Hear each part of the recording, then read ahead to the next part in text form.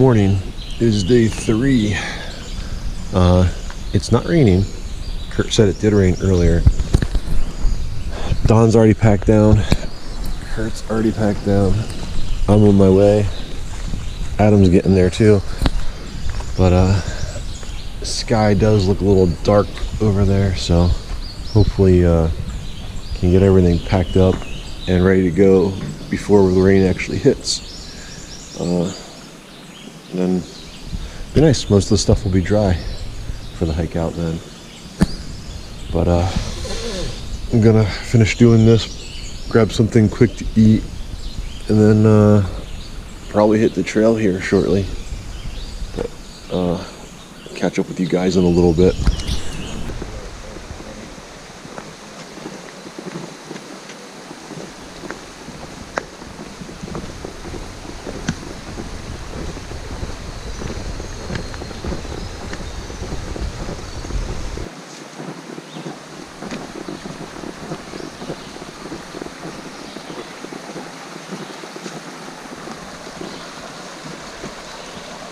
That's great.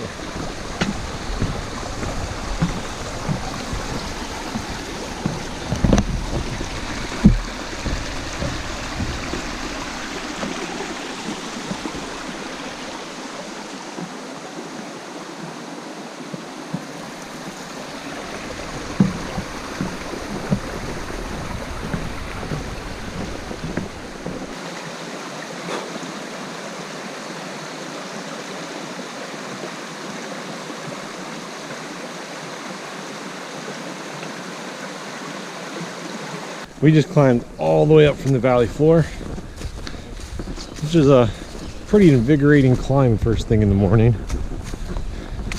For maybe 100 to 200 feet of walking on the ridge to bam, switchbacks, taking us back down again.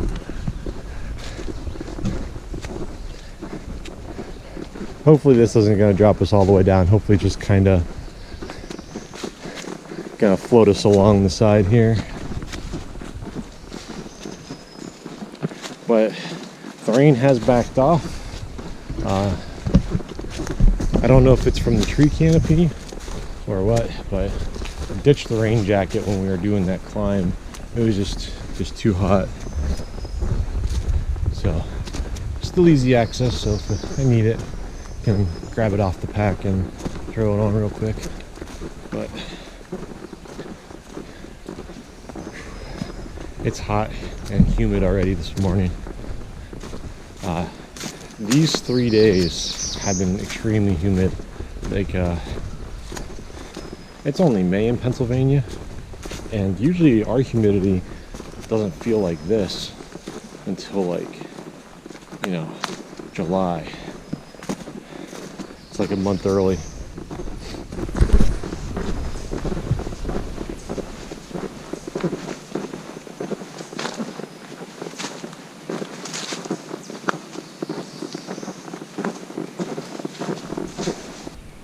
I had a really good pace going through this ridge area that we were walking on. It's pretty smooth, just like little ups and downs, nothing crazy. But I stopped because we got to this. This is a really cool little area. So check out those mossy rocks, and the trail's taking us right through these giants.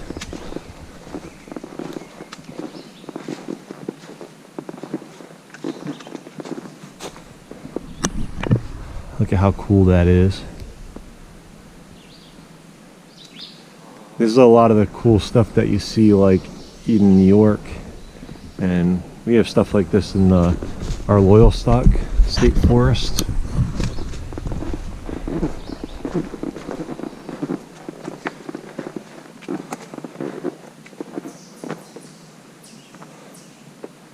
Yeah, that is awesome.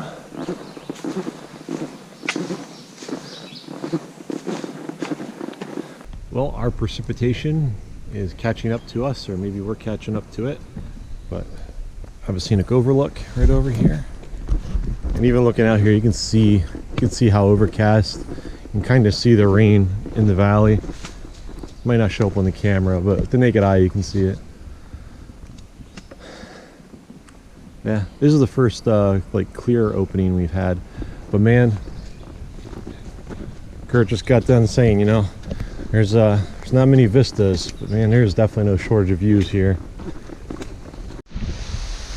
Definitely raining.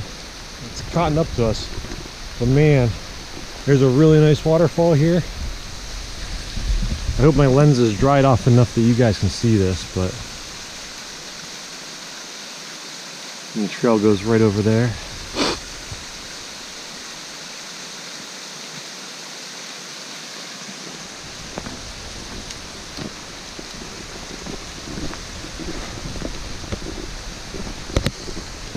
Yeah, anytime we get to a thinner part of the tree canopy, you can definitely feel it open up on you a little bit. But most of the hike so far, since it started raining, the tree coverage is so good. Not really an issue.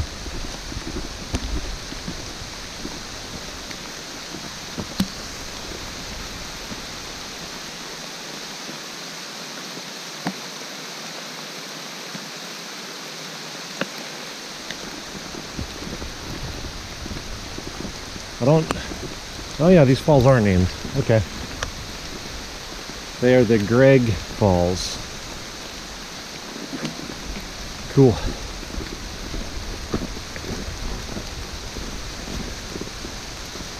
Yeah, this side of the sign's a little easier to see. And we're climbing again. And it's still supposed to be another 80 something as far as temperatures go. The cool rain is very refreshing right now. I entertained the idea of putting on the rain jacket. I said nah. I did put on my rain shorts, mostly to keep my keys and phone and wallet dry. That way they're easy access, and when we get back to the car I don't have to try and dig for them. But yeah, we knew the rain was coming. Finally got here, and I'm glad it's refreshing. So yeah, very cool.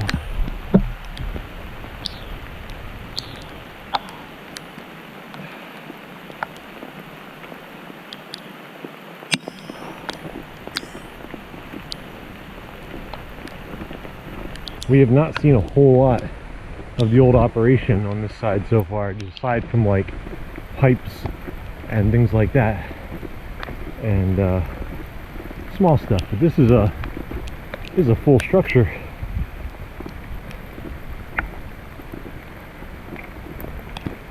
Part of it's collapsed, and this side isn't looking too much better at the moment.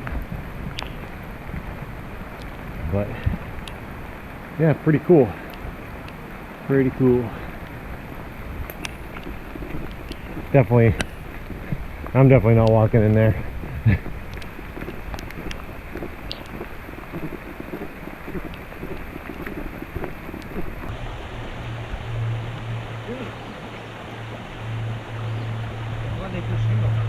Yeah, no kidding, right?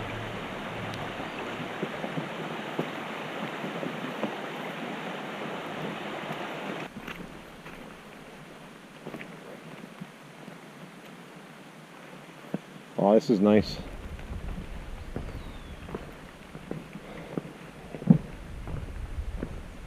Because this would be all marsh, swampy goodness without this bridge. Definitely would not want to have to deal with going through that.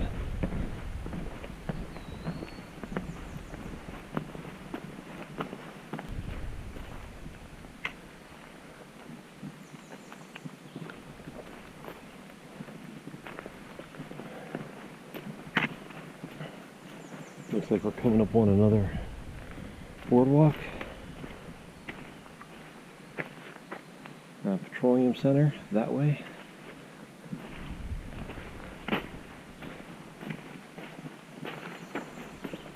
Oh, this is a nice one. This one looks new.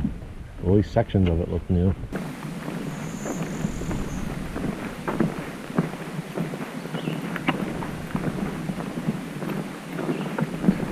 So we just had a hard choice to make. We're so close to the end of our hike, and we're in the Blood Farm area, but we stayed on the actual trail, but it actually loops you away from Blood Farm. Or we could have taken the Blood Farm Interpretive Trail, which would have walked us right by it. So we are currently double backing, only a little bit, it's not far. But at the end of the day, tired, want some food, feels far. Yeah. So, Blood Farm.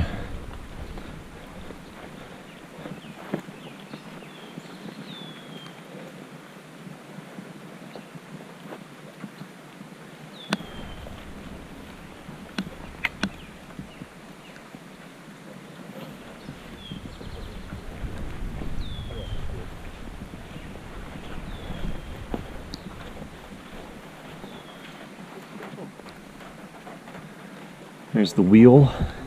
That's not going to show up on camera. That's too dark in there.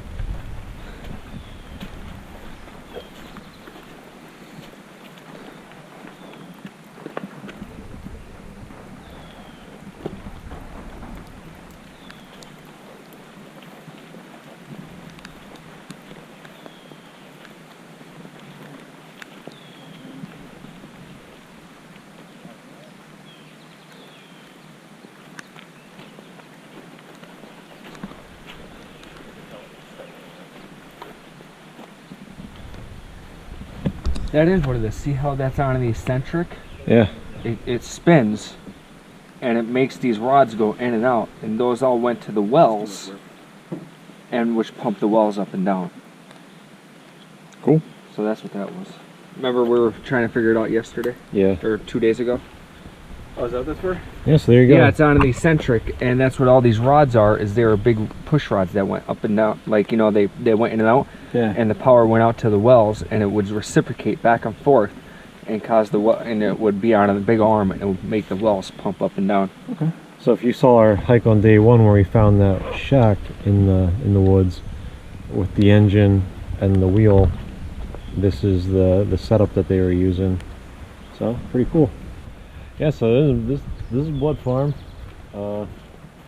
Slight little detour, but figure this is like one of the more notable things to come check out if you're coming just to check out some of the oil history. But yeah, pretty cool.